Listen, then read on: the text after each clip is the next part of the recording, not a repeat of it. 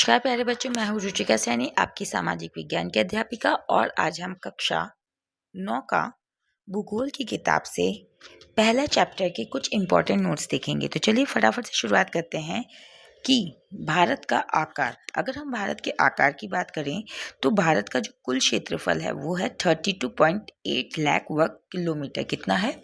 32.8 लाख वर्ग किलोमीटर, जो कि विश्व के कुल भौगोलिक क्षेत्रफल का लगभग कितना है? 2.4%। यानी कि अगर हम पूरे वर्ल्ड की बात करें तो ये हमारा भारत जो इतने से स्थान पर है ये कितना है?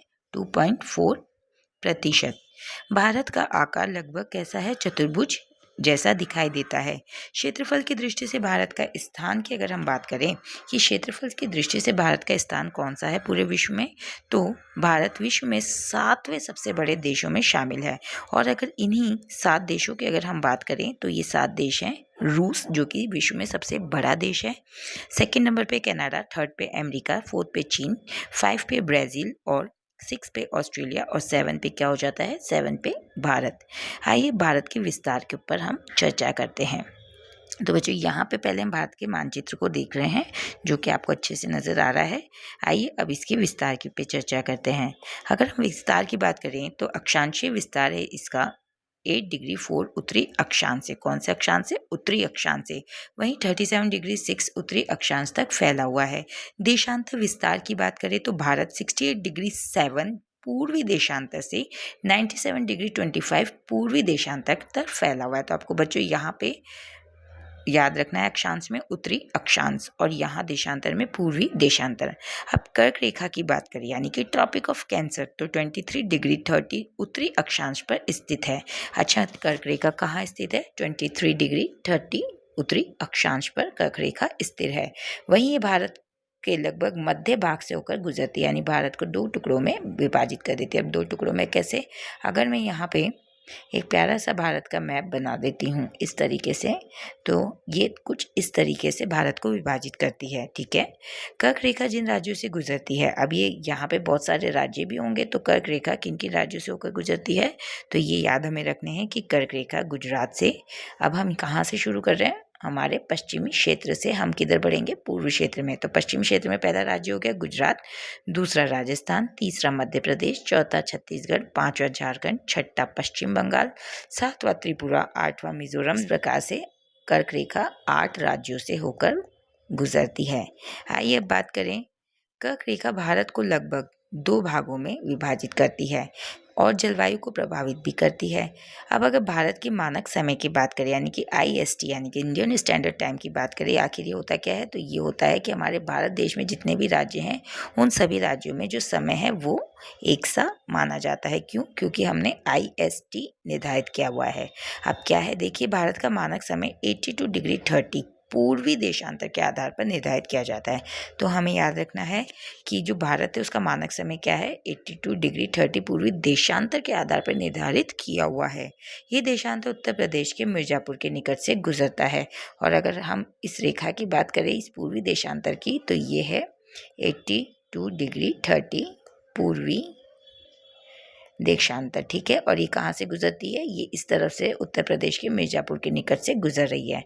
इस IST का महत्व बताएं तो इस IST का महत्व है कि भारत के विभिन्न भागों में समय के अंतर को समाप्त करने के लिए एक समान समय अपनाया गया है।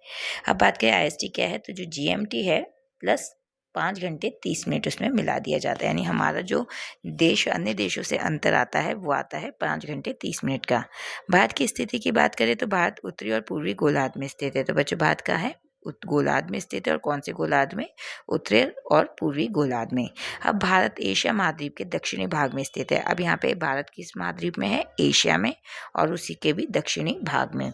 दक्षिण में भारत का विस्तार हिंद महासागर तक है और भारत का जो विस्तार है वो कहाँ तक है? दक्षिण के जो हिंद महासागर, यानी ये हम वापिस से एक रफली मैप बना देते हैं भारत का। तो यहाँ पे जो दक्षिण भाग है उसके जो हिंद महासागर है, इस जगह पे जो हिंद महासागर है यहाँ तक इसका का विस्तार है। भारत की स्थिति ऐसे एशिया भारत की स्थिति से एशिया, अफ्रीका और यूरोप के बीच महत्वपूर्ण समुद्री व्यापारिक मार्गों से जोड़ती है। भारत की समुद्री स्थिति की बात करें तो भारत तीनों ओर जल से घिरा है। अब देखो वापस से हम भारत का मैप लेते हैं तो हम देखते हैं भारत तीनों ओर, यानी कि यहाँ पे तो भारत के पास क्या आ गई, अरब सागर आ गया, ठीक है। और यहाँ पे इस जगह पे क्या आ गया, बंगाल की खाड़ी आ गया, तो जो कि दोनों ओर समुद्र हो गया। अब नीचे की ओर क्या आ गया, नीचे की ओर आ गया हिंद महासागर। तो हम क्या कह रहे हैं कि भारत तीनों ओर से जल से घिरा हुआ है। अब देखिए पश्चिम के अंदर अरब सागर जो कि ये रहा, पूरब में बंगाल की खाड़ी जो कि ये रही, और दक्षिण में हिंद महासागर जो कि ये रहा। आइए आगे बात करते हैं। इस कारण से ही भारत तीनों ओर से जल से घिरा है, इस कारण से ही इसे उपमहाद्वीप कहा जाता है। भारत की तटरेखा की बात करूँ तो मुख्य भूमि की तटरेखा लगभग 6100 किलोमीटर है, यानी भारत, ये वापिस से भारत बना देते लोग। अब भारत की जो तटीय रेखा है, यानी भारत को अगर हम यूं विभाजित करें तो इस तरह का तो पर्वतीय क्षेत्र है, क्या है, पर्वतीय क्षेत्र है, और इस जगह क्या है, समुद्री क्षेत्र है, क्या है, समुद्री क्षेत्र है। तो तटीय रेखा किसे कहेंगे, इस वाली रेखा को। तो ये जो तटीय रेखा है ये कितनी है, लगभग 6100 किलोमीटर, द्वीपों सहित। अब यहाँ पे कुछ अरब सागर में कुछ द्वीप हैं जिन्हें हम क्या कहते हैं कि ये कौन से द्वीप हैं, लक्षद्वीप। और यहीं बंगाल की खाड़ी में भी अंडमान एंड निकोबार द्वीप समूह है, और यहाँ पे अगर इनकी सीमाओं को भी मिला दिया जाए तो कितनी हो जाती है, 7516.6 किलोमीटर, यानी बिना द्वीपों के जो तटीय रेखा है 6100 किलोमीटर, और अगर द्वीपों के भी मिला दे तो कितनी हो जाती है, 7516.6 किलोमीटर। भारत के पड़ोसी देशों की बात करें तो स्थलीय पड़ोसी हैं पाकिस्तान, अफगानिस्तान, चीन, नेपाल, भूटान, म्यांमार, बांग्लादेश, और समुद्री पड़ोसियों की बात करें तो श्रीलंका और मालदीव। अब बच्चों ये क्वेश्चन आपके बहुत ही ज़्यादा इंपॉर्टेंट है कि भारत के पड़ोसी देश कौन कौन से हैं और कर्क रेखा किन किन राज्यों से गुजरती है। आइए बात करें नेक्स्ट की श्रीलंका और भारत के बीच में। भारत और श्रीलंका के बीच में देखें तो यहाँ पे जल डमरू मध्य को पाक जल डमरू मध्य या फिर पॉल्क स्ट्रीट कहते हैं। दोनों देशों के बीच मन्नार की खाड़ी भी स्थित है। अब बच्चों जहाँ पे ये जो भारत है, इस भारत के दक्षिण दिशा में श्रीलंका देश है, ठीक है, जो कि इसका समुद्री पड़ोसी देश है। अब इन दोनों को जोड़ने के लिए जो राम सेतु है इसे ही हम क्या कहते हैं, मन्नार की खाड़ी कहा जाता है। अब बात करें भारत का केंद्रीय स्थान। हिंद महासागर के शीर्ष पर स्थित होने के कारण भारत का स्थान अत्यंत ही महत्वपूर्ण है, क्योंकि इससे अंतर्राष्ट्रीय व्यापार में क्या होती है, बढ़ोतरी हो रही है। इसी के साथ में एशिया, अफ्रीका और यूरोप के बीच में संपर्क स्थापित हो पाता है, समुद्री मार्गों पर नियंत्रण हो पाता है, और इसका सामरिक महत्व भी है। अब बात करें भारत को उपमहाद्वीप क्यों कहा जाता है, तो हम सभी को पता है कि विशाल क्षेत्रफल वाला देश है, और इसका विश्व के क्षेत्रफल से अगर हम तुलना करें तो 2.4% है, और इसी के साथ इसके कुल क्षेत्रफल की बात करें तो 32.8 लाख किलोमीटर है, वर्ग किलोमीटर है, और इसी के साथ में हम देखें विश्व में इसका 7वां स्थान आता है, जो कि सबसे बड़े क्षेत्र को धारण किए हुए देश है। विशिष्ट भौगोलिक पहचान ये रखता है, इसी के साथ में तीनों और समुद्र से घिरा है। तो तीनों और समुद्र से घिरा है, बंगाल की खाड़ी के अंदर अंडमान एंड निकोबार जब हम जाते हैं द्वीप समूह है वह बंगाल की खाड़ी से घिरा है, और अगर हम पश्चिम की ओर जाएं तो अरब सागर से घिरा है, और हम दक्षिण की ओर जाएं तो हिंद महासागर से घिरा है, इसलिए इसे उपमहाद्वीप कहते हैं। अलग सांस्कृतिक और प्राकृतिक इसकी विशेषताएं हैं, इसी कारण इसे हम भारतीय उपमहाद्वीप के अध्याय के कुछ महत्वपूर्ण तथ्यों के ऊपर चर्चा करते हैं, जो कि परीक्षा के लिए बहुत ही महत्वपूर्ण है। अगर हम इसकी बात करें तो इसके अंदर आ जाता है भारत विश्व का कौन से नंबर का सबसे बड़ा देश है, तो हमारा आंसर होगा 7वां। भारत का कुल क्षेत्रफल कितना है, 32.8 लाख वर्ग किलोमीटर। कर्क रेखा भारत के कितने राज्यों से होकर गुजरती है, 8 राज्यों से। भारत का मानक समय 82°30 पूर्वी देशांतर पर आधारित है। वहीं भारत की कुल तटरेखा 7516.6 किलोमीटर है, और यदि अंडमान निकोबार और लक्षद्वीप की तटीय रेखा को हटा दें तो इसकी 1600 किलोमीटर हो जाती है रेखा।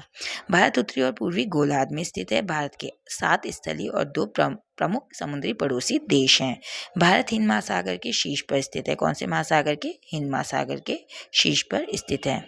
अब आइए और महत्वपूर्ण प्रश्नों की चर्चा करें। भारत का क्षेत्रफल कितना है? तो हमने फिर से बात की कि इसका क्षेत्रफल है 32.8 लाख वर्ग किलोमीटर। भारत विश्व का कौन सा सबसे बड़ा देश है? 7वां। कर्क रेखा कितने राज्यों से गुजरती है? 8। भारत का मानक समय किस देशांतर पर स्थित है? पूर्वी देशांतर पर 82 डिग्री 30। भारत और श्रीलंका के बीच कौन सा जल मध्य है? तो हम कह देंगे पाक जल मध्य है। भारत को उपमहाद्वीप क्यों कहा जाता है? विशाल आकार और विशिष्ट भौगोलिक स्थिति के कारण इसे भारतीय उपमहाद्वीप कहा जाता है। तो उम्मीद करती हूँ प्यारे बच्चों आपको ये चैप्टर बहुत अच्छे से समझ आ रहा है। इसके नोट्स आपको कॉपी में कर लेने हैं ताकि आपको अच्छे से याद हो जाए, क्योंकि इसके बाहर कहीं पे से भी एग्जाम में नहीं आएगा।